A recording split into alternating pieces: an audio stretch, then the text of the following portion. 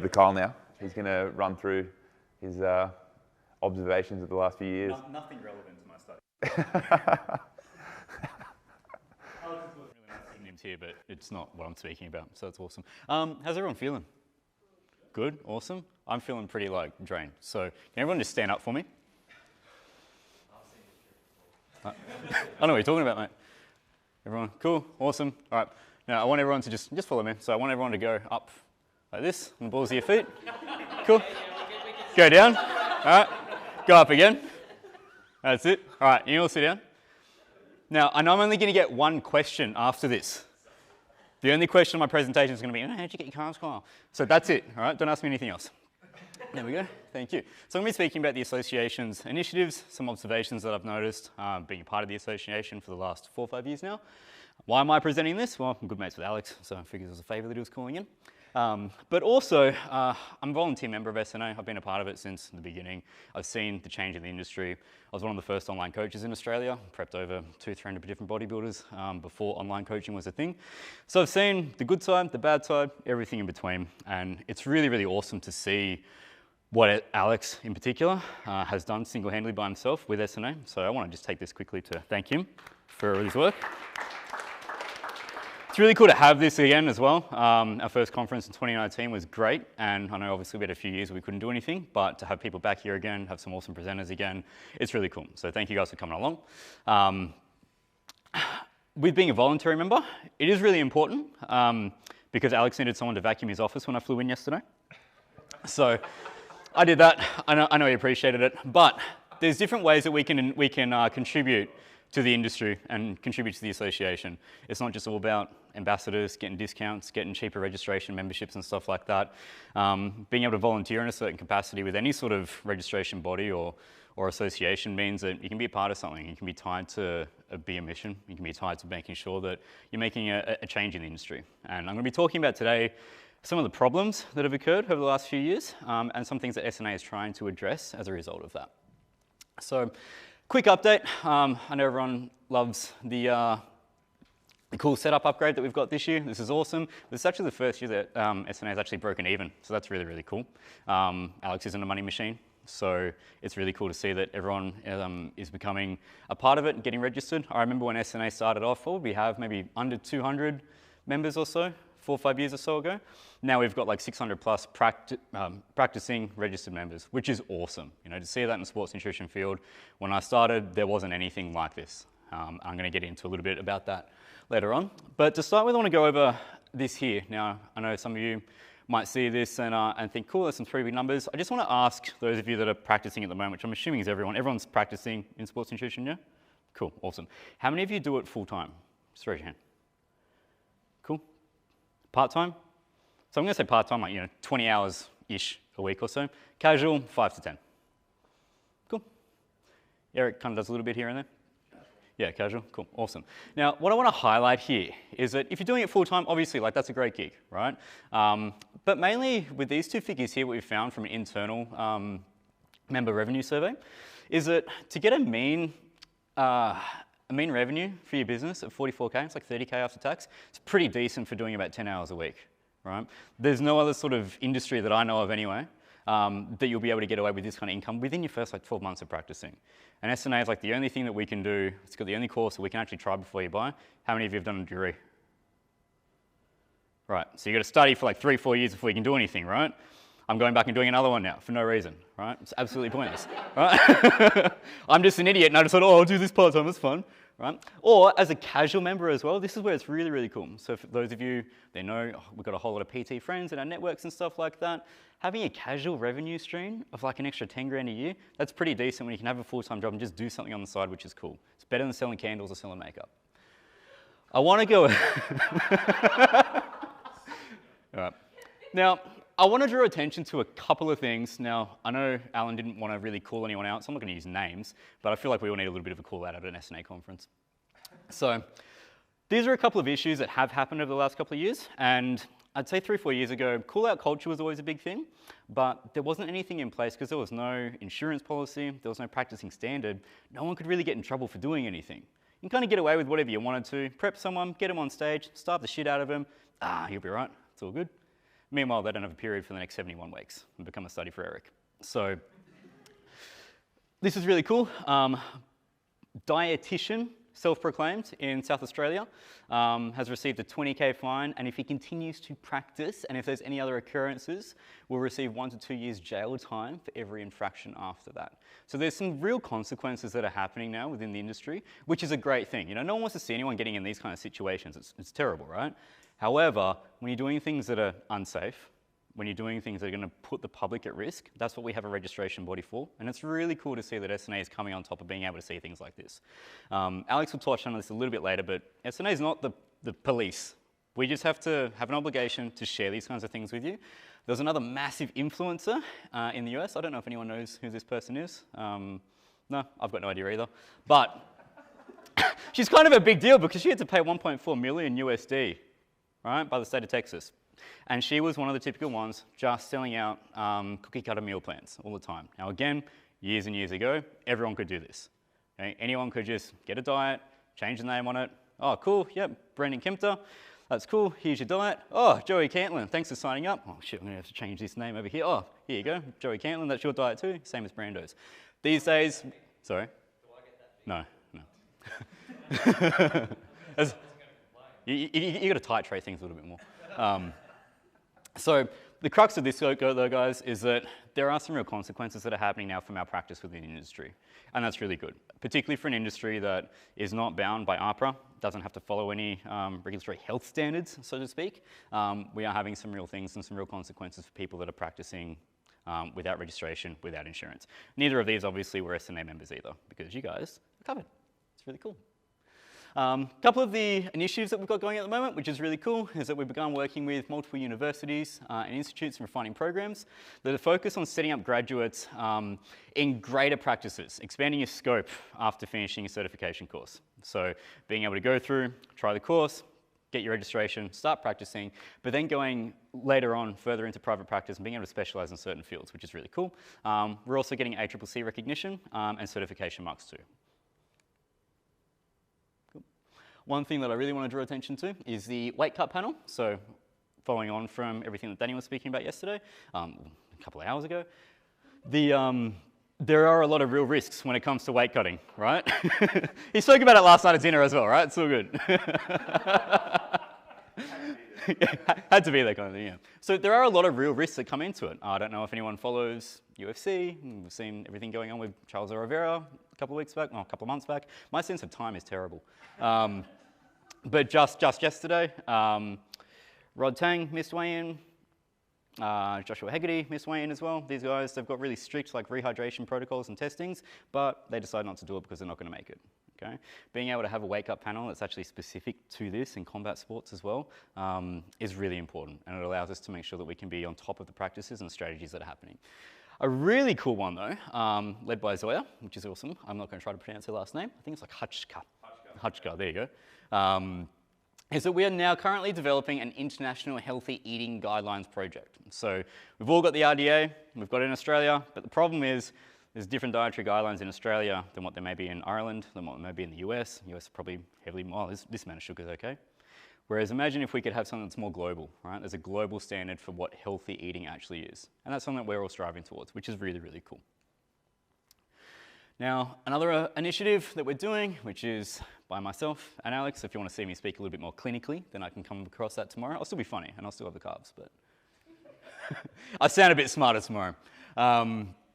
We're having a bodybuilding prep accreditation program. So who preps bodybuilders, physique competitors?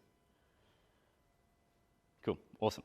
The cool thing about that is that we now are able to provide additional scope for physique-based sports, which, as you guys know, quite risky, okay? Particularly getting to the low levels of body fat and some of the things that you have to do to get there, which is really awesome. And it's providing some actual clarity across that for provisionally recognized members as well.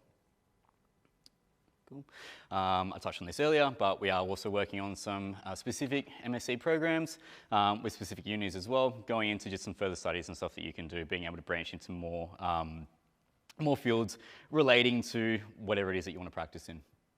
Now, I know this is something that I did touch on as well. A couple of things that we have noticed over the last 3 years, 4 years or so, is that there's been a lot of people that have created their own courses and policies. I'm sure you guys have seen a whole bunch of different, institutes that have come out, creating their own courses, trying to sell their own things. Everyone that's had a couple of clients here and there win a few things now thinks that they can start to coach other people and then they can create their course. I'm going to just digress a little bit here and say that this is how Alex actually met me, was because he tried to sue me. So, so these are, very true story. If you have ever been sued before, you will know that your policy needs to look something like this, otherwise you will get sued. Just let you know. These are a couple of policies. This one's from Fitness Australia, isn't it? Yep. And this one is from a non-competitive, non-competitor to SNA. I say non-competitor because they're nothing compared to us. That's actually from the insurer. Oh, from the insurer? Yeah, cool. So, as you can see, they heavily rely on these words here, providing advice and counselling about diet, okay? That's nothing to do with meal plans, okay? They want to really exploit the nutrition advisor scope by saying things like, oh, we're able to get you insured, we're able to get you covered because we have this policy that doesn't actually cover us for anything. But if you sign up with us, we can give you this piece of paper and therefore you're going to be able to practice. In doing so, they use some terms like saying you are going to be legally allowed to do this, and they're also saying things like sports nutrition is not a protected term, which is wrong. It is. Alex has now been able to secure that as a protected term, which is awesome from a professional standpoint, meaning that we're going to be able to actually have a name for this profession, rather than I'm a PT that gives out a little bit of advice on diet here and there. A nutritional scope that actually allows you to do what you want to do looks kind of something like this. This is what a good insurance policy will look like. This is what you're covered for, and this is something that we provide through SNA, which is awesome. It means if you get sued, you are covered for this kind of stuff. You can write your meal plans, you can do what you need to do, and unlike some of these other training institutes that just sell their courses, they don't provide this kind of stuff. A lot of people will claim that they do, but unfortunately, it falls short when it comes in front of a court. Now, with some of these courses, they do like to downplay on some others. Alex is going to love my references to this slide. Now, I need to just start this by saying my views do not reflect the views of the association. They are my own personal views. I'm not going to be held liable for this. So, as a result of that, in the last conference, Alex had mentioned some figures and some quotes on some different claims and things that had occurred. And the quote was that apparently Sports Nutrition Australia has experienced, and we've seen that they are over 20,000 open insurance claims, okay, down here. Now, the quote that Alex actually said was that there were 1,000 claims per month, with 10% being actually nutrition related. There's a big difference between the 20,000 open insurance claims that this company, you can kind of make out what those letters are there, but we just cut it off a little bit for reasons unbeknownst to me. That's approximately 1,200, not 20,000. Okay? But some people will like to exploit the fact that, okay, cool, look, we provide something, there's a lot of these claims that are happening in the industry, there's a lot of people that are getting sued, there's a lot of things that are happening, therefore we can provide these policies. No one provides a policy like what we're able to, and that's because of the depth of the course. And I'm sure that I can speak for everyone here that this course is without a doubt one of the best ones that you can possibly go through. Okay? I've studied my undergrad in nutrition. Being able to do something like this, I wish I had the opportunity to try before I bought. There you go. To have the ability to do what we're doing and to practice with a fully insurable scope is awesome. So that's a really good thing by SNA. Now I'm going to call up Alex now, and he's going to talk about the future initiatives and what we've got planned. So I'm going to hand it over to him. Thanks, man. That was fun and funny. Just to clarify a couple of things. Wow, it's actually really hard to see from there if you've got the screen. I'm going to look at here, and I understand why you guys are looking here and doing that now as well. Sports nutritionist is still not protected. Accredited sports nutritionist is, there's a certification mark around that. And like what Kyle was talking about before as well, people, like some companies are popping up now that are exploiting the fact that nutritionist isn't protected, sports nutritionist on the whole isn't protected. And they'll say things like he was saying, like, you're legally going to be recognised. The reality is, even though there's those claims that he outlined, there's no like laws in the majority of the country regions that we operate in, Australia included, where now in South Australia the state precedence is misrepresenting and unregistered and uninsured work will result in, tens and $20,000 worth of fines and potential jail time. There's no actual law that says it's illegal to do this if you're not like that. And so that's an important distinction that we want to, I guess, just make people aware of, so that way you can make better informed decisions for, both yourselves, practicing members of the public looking at this stuff, just so that you're all aware, right? So on to the future stuff. We just want to be doing more of what we're doing, right? Innovating, impacting, ensuring the sustainable prosperity of the profession. A big organisational milestone that we're working toward at the moment is 10,000 compliant practicing members over the next 10 years. So we're at the point where we're actually it's over 600 are doing CPD, but it'll be about 700 within the next couple of weeks. That's fully compliant, registered, insured, audited, all that kind of stuff. We've had probably over 1,200 people through and practicing at any given point and registered at any given point as well. And that's over an 8-year period. And a big part of this milestone that we're working towards, and 10,000 might seem like a small number to some, really huge number to others. It's a key milestone number for us because effectively what we want is a really low turnover volume of members, right? So if we look at, say, compare our stats to just Fitness Australia or Oz Active, which is just the Australian fitness registration body, there's approximately 40,000 members, but they turn over 60% every 6 months. Or fresh graduate dietitians going into the private practice space, turnover typically, or Aidan, you could probably correct me on this and give me a little bit better insight, but is it the new grads typically fail, the failure rate's about 80% within the first 12 months? I don't know the stats, I'd say it'd be a tiny bit under that, but it's very, very good. Yeah. So what we're looking at doing is providing a solution where, like Kyle said and alluded to, you can effectively try before you buy. So you can study, be provisionally recognised, operate in a smaller capacity, and then get runs on the board and be practicing from the get-go. So that way, when the time comes to graduate your program, you have a full client list, because the majority of the work is in private practice. And so that's that 10K member with the low turnover is sort of our big organisational milestone that we're working towards. Outside of that, it's really just thanking all you guys. It's pretty awesome. We get to reflect and go, hey, we haven't been able to do anything like this for 3.5 years, but looking back, it's wow, we've come a really long way. COVID hit, we didn't think we would grow like we did. During that period, we saw almost no deregistrations over a 2-year period when industries, face-to-face coaching industries, all that kind of stuff were getting absolutely wiped out. So in preparing for this, we were looking back and we were just feeling an overwhelming sense of gratitude, accomplishment with what we've done internally as a group, within the ambassador groups and stuff, so that was awesome.